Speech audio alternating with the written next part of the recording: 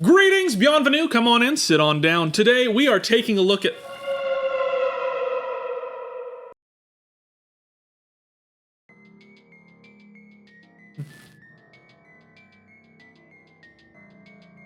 Sorry,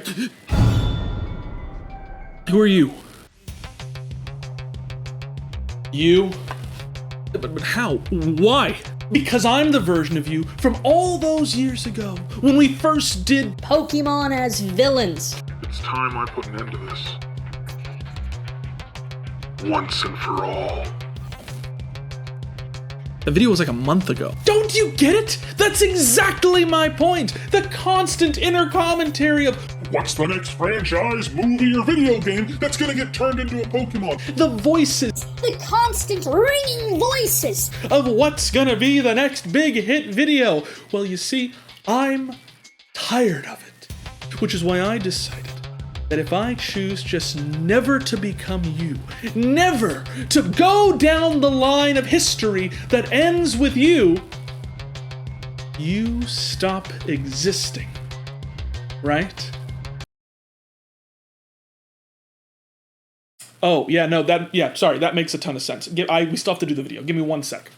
Sorry about that, but speaking of vengeful spirits of the past, today we're taking a look at the game Dead by Daylight, a game that's taken the world by storm in multiplayer venues, really adapting the idea of what makes a true horror or slasher movie and turning it on its head by revisiting familiar ideas in an unfamiliar situation. Plus, it's getting adapted into its own live-action representative movie next year, and I couldn't be more pumped about it. As a person who loves slashers and horror films, getting to see these icons integrated into the game is one thing, but getting to see the game build up its own icons to fill those niches is a completely other animal, and one that I love. So without much further ado, let's adapt these already adapted horror spectacles into Pokemon.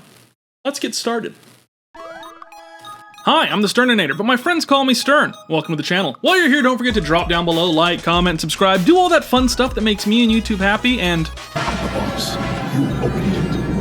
Our first stop on this Nightmare Express is looking at one of my favorite killers in the Dead by Daylight game, that of course being the Wraith. Such an interesting character, from the lore to the playstyle to just the overall design. There's something so cool about the Wraith for me, and so obviously was what I wanted to start out this video with.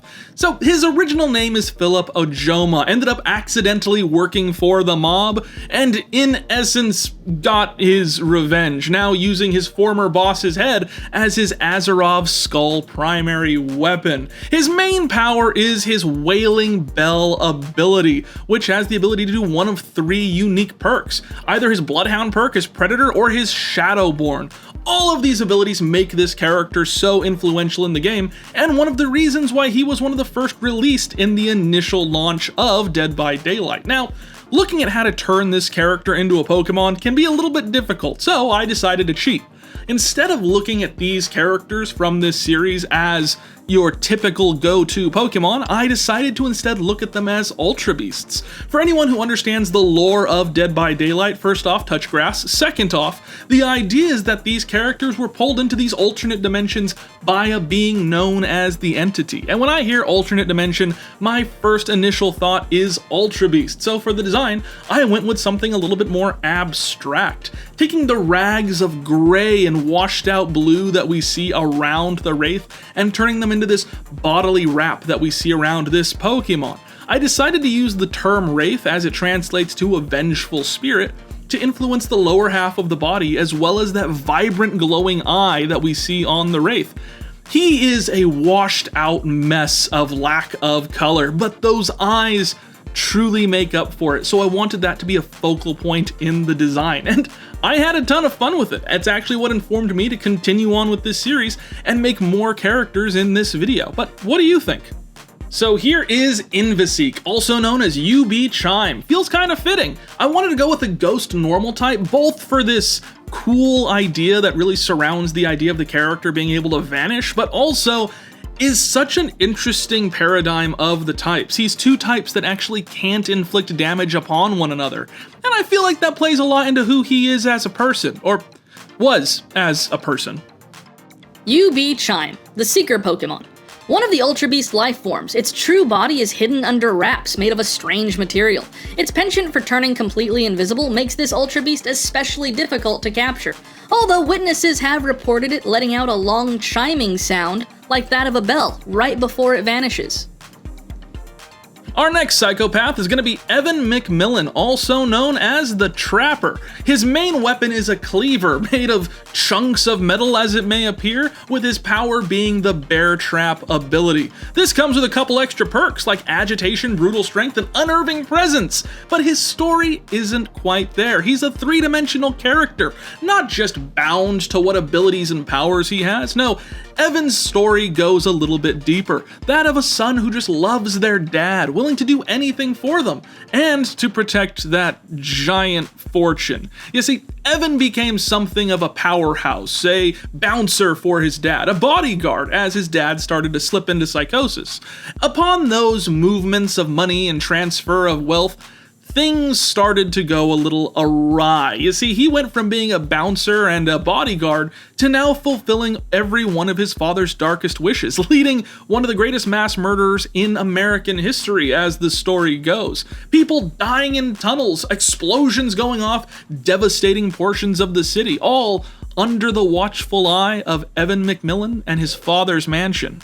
For the design, especially for a character who is known for their more physical presence, I wanted to go with something that was a little bit closer to his look. Something that really echoed what we already know about this character. I mean, he's on all the cover art, all the box art. He's essentially something of a mascot of the Dead by Daylight series.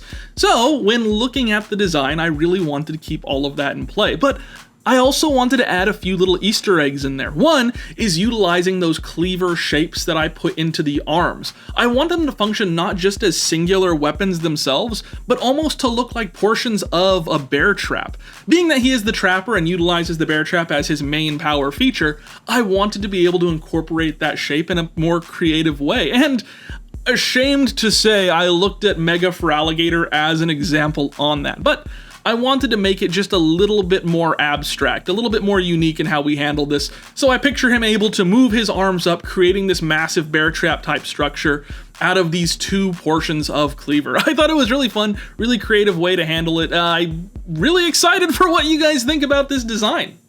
There's my handsome boy. Take a look at UB Snare, also known as Hackrave. It's a mix between Hack and Crave, cause he just loved to chop. I went with a dark steel type because I really wanted to get that trap type of aesthetic brought back into the design in some way, and utilize the shiny to get a little bit more bloody with the look of the character. UB Snare, the Trap Layer Pokémon.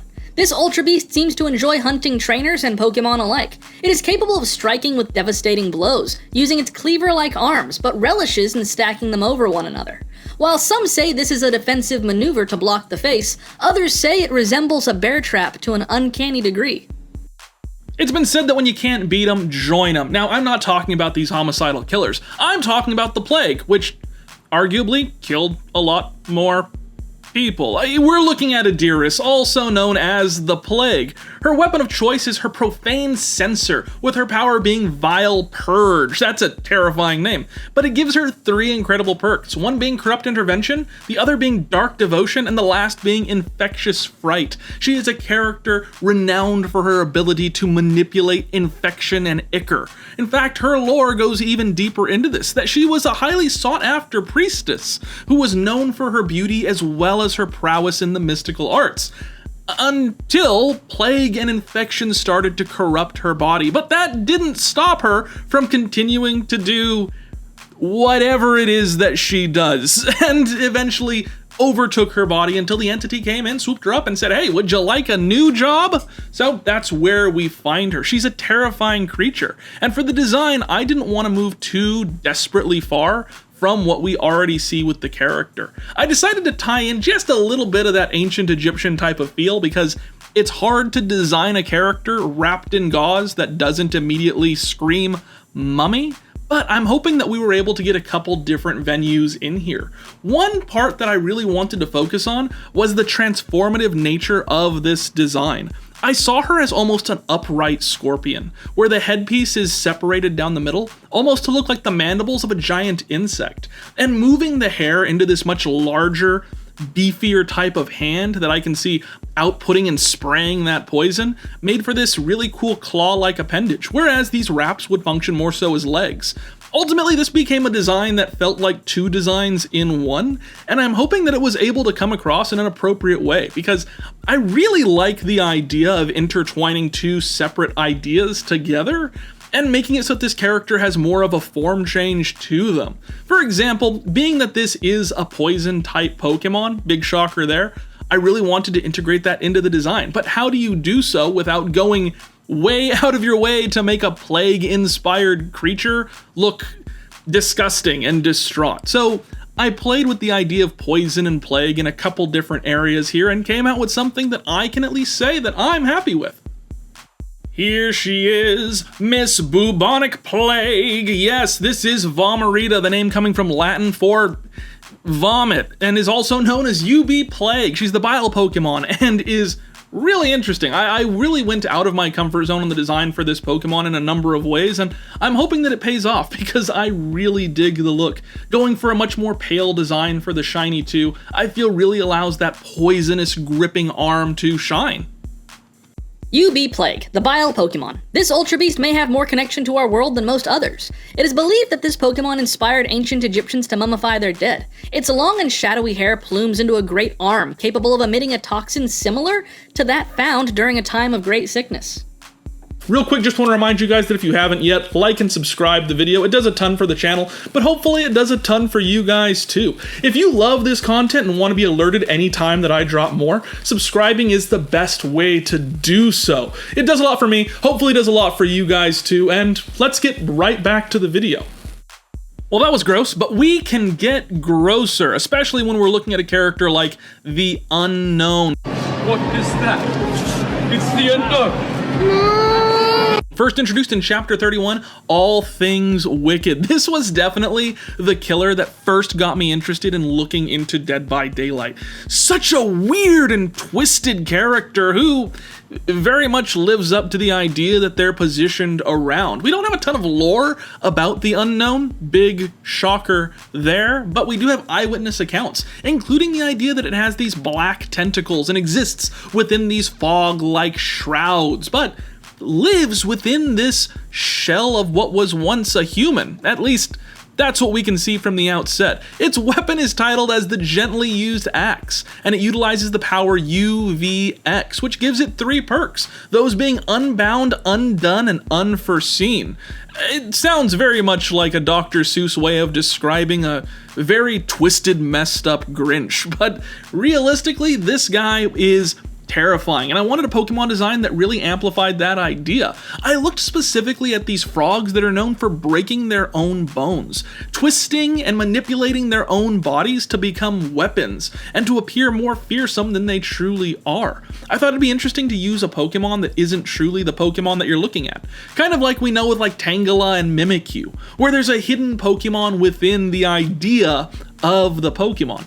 So I made this frog-like shape that utilized the same features that we see with that Broken Bones frog, but really feels like there's something else inside. A key aspect of the design being these hollow eyes and these elongated limbs that really feel like there's something in there manipulating the body like a puppet. While it is kind of a stretch moving away from the Unknown as a humanified creature into a frog-like one, I feel like there's enough connection there that I can say this one was a success, and realistically one of my favorite designs of the video.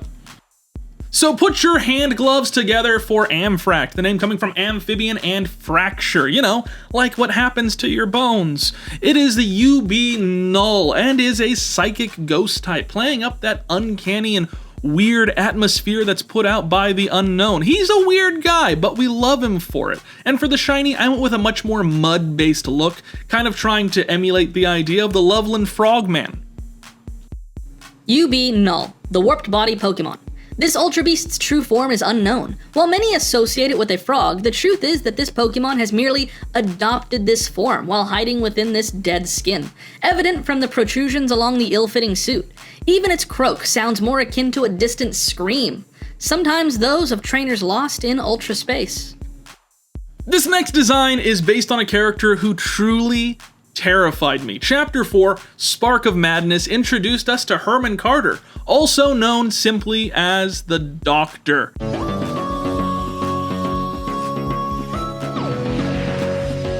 His powers are Carter's Spark. I mean, you have a power named after you, it's gotta be something devastating, giving him 3 perks, including Monitor and Abuse, Overcharge, and Overwhelming Presence. He is a terrifying creature whose lore just intensifies the idea. In fact, to hear that I'm terrified of him would probably bring him just a little bit of glee. You see, he became trapped within this idea, this project of how to extract information. No eyes on him, no one monitoring. He could do whatever he damn well pleased as long as it got information. He developed a penchant for using electrical shock therapy as a weapon, creating new devices that would allow for electroconvulsive treatment when he was under the idea of Project Awakening.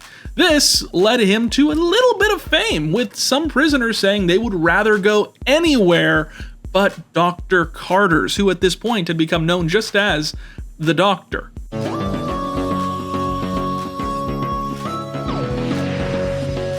So for the design, I wanted to do something that felt a little bit more abstract, something that took the idea and really played with it in different ways. I look at characters like Blacephalon as an example. While it's based on a clown, it has features that make it much more varied, much more abstract in the way that it functions, and I wanted to do something similar. So the Doctor was a great excuse to do so. I thought about the idea of a Tesla coil, something that draws in electricity and bounces it back, and wanted to use that as the primary staple for this character's design, integrating different aspects of the Doctor in, like using his big toothy grin as the faux face of this design. Think about it like a lighthouse with that reflective glass that moves all around it in almost a crystalline type of structure. Here, it much more resembles a big, wide, happy smile, but hides a deep and devastating energy within it.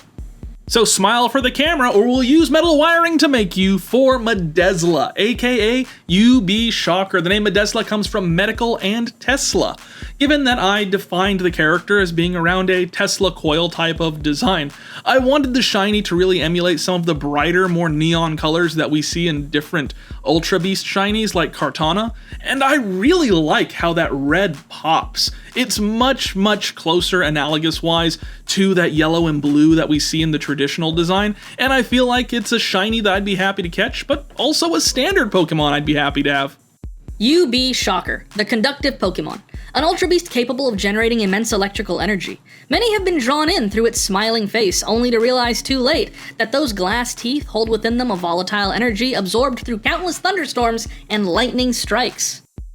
But you know what's truly terrifying? What really chills me down to my bones? That is mispronouncing words and names in the middle of a script that lead me to recording this section 6, 7, 8 times. I mean, it's devastating, especially when looking at a character like the Spirit.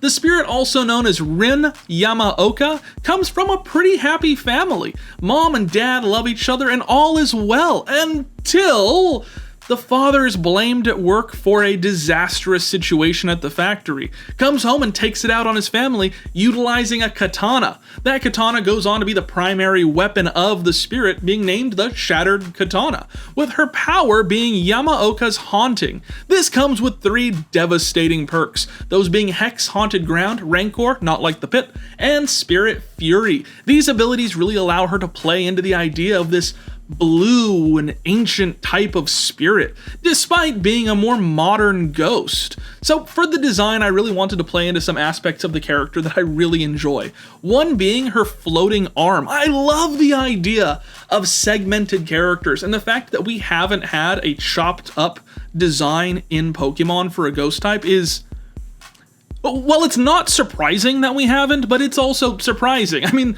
look at all the terrible and terrifying ghost stories that exist within the Pokemon world, and yet we haven't had something like this. I really wanted to play into her almost like this doll, so that it goes from being PG-13 or R-rated Pokemon design of someone chopped up to being much more akin to a disassembled toy. I wanted to play into the idea of her being blue and vacant while still having that old school Pokemon ghost type of feel to it. And I really love this design. It's cute and traumatizing. So take a look at our girl. This is Assemble, also known as UB Segment. I went with a ghost fighting type to really capitalize on that idea of martial arts and sword weaponry into the design, keeping that as something in the back of my mind while working on the typing and layout for this Pokemon. While still, of course, including that ghost type because she is very much our most stereotypical ghost within the Dead by Daylight series. So I played into that idea a lot, even going into the shiny and using some of that the Grudge type of look. Black hair, white skin little girl, and it's haunting, it's terrifying. That movie traumatized me. UB Segment, the awakened Pokemon. Those who come into contact with this Ultra Beast are filled with a sense of dread and sadness. It is believed that this Pokemon feeds on those negative emotions, becoming so full that its body breaks apart and this curse is laid onto those around it.